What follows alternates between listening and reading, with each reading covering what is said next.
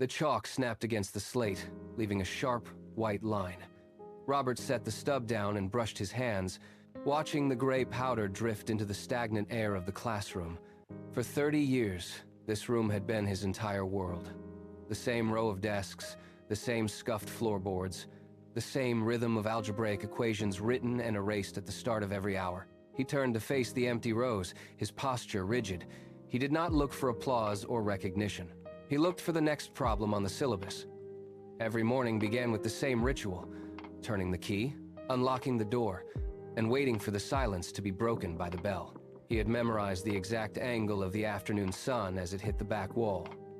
He had watched generations of students pass through these doors, yet he remained, a constant fixture in a changing world. He picked up another piece of chalk, pressed it firmly against the board, and began to write.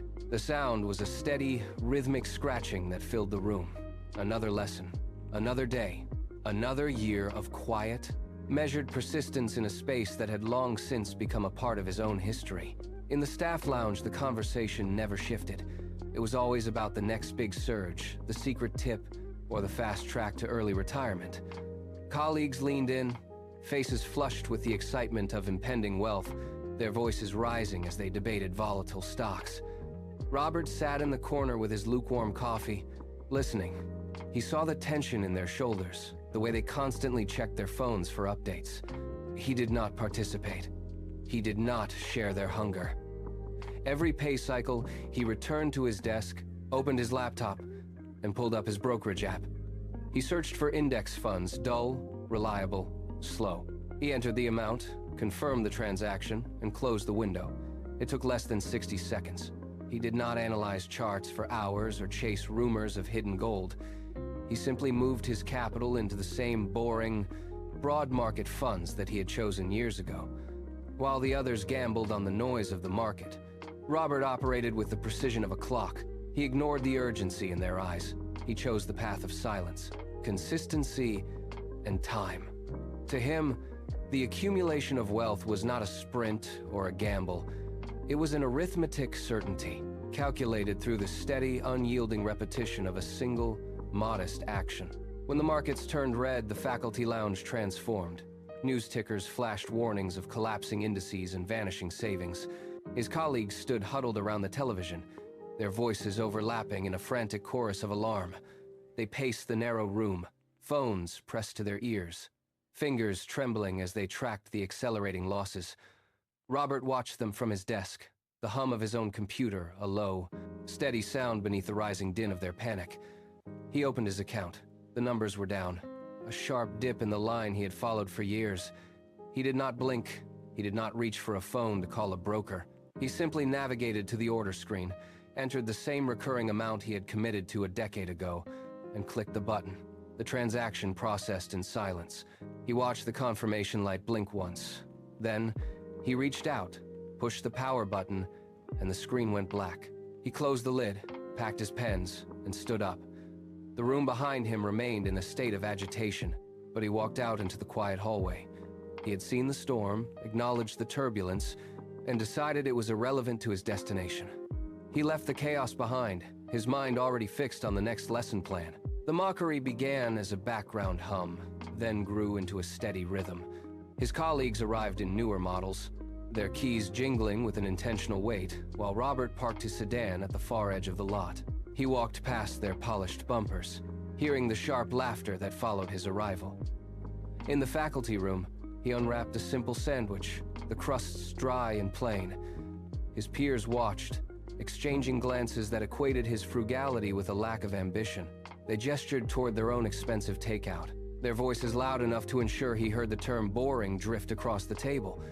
They spoke of status, of leases, and of the necessity of keeping up appearances to signal success. Robert did not respond.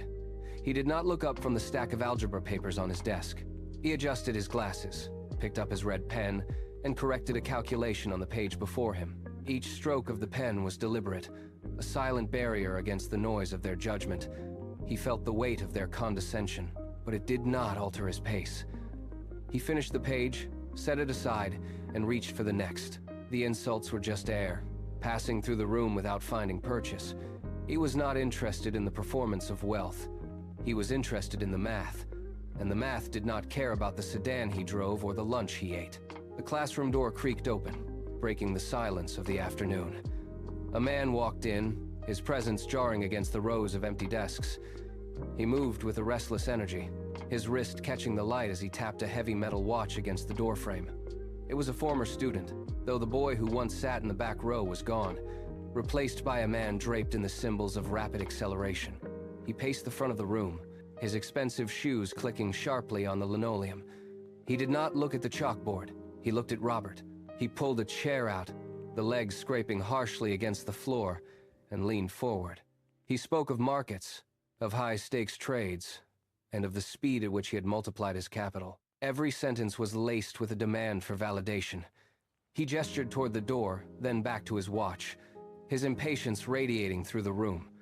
He wanted a name, a ticker symbol, a shortcut to the finish line. He leaned closer, his voice dropping into a conspiratorial tone, asking for the one trade that would ensure his status. Robert stopped his grading. He set the red pen down, aligned it perfectly with the edge of his desk, and looked up. The room felt smaller now, the air thick with the student's frantic expectation of a secret key to wealth. Robert did not speak immediately. He stood, his joints stiff from the long afternoon, and walked past the student to the front chalkboard. He picked up a piece of chalk, the white dust clouding around his fingers, and began to draw a curve. It was a simple line, rising steadily, an exponential arc that ignored the jagged peaks of market volatility. He tapped the chalk against the wall, marking the point where time met consistency. The student stood up, his face tight with confusion, waiting for the name of a company, a sector, or a volatile asset. Robert only pointed at the chart. He spoke, his voice dry and steady, cutting through the silence of the room. There is no ticker symbol that matters. There is only the math of the long haul. He watched the student's expression shift from anticipation to a hollow realization. The man looked at the wall, then at his own wrist, his jaw setting in frustration. Robert leaned back against his desk. He told him to automate his savings, to set his accounts to pull from his paycheck, and to walk away. He told him to stop looking at the noise. The student stared at the curve on the wall, the shortcut he had traveled miles to find dissolving into the cold, hard logic of decades of patience. The apartment was cold when Robert entered. He bypassed the living room and went straight to the desk in the corner. His computer hummed as he pressed the power button, the fan whirring to life in the quiet space. He took off his glasses and rubbed his eyes, the fatigue of the day settling into his shoulders. He sat down, the chair creaking under his weight. He navigated to the brokerage site, his fingers moving with practiced familiarity over the keys. The cursor blinked on the login field. He entered his credentials and clicked Submit. The screen refreshed, showing a dashboard of simple, long-held positions. He scrolled down to the total balance field.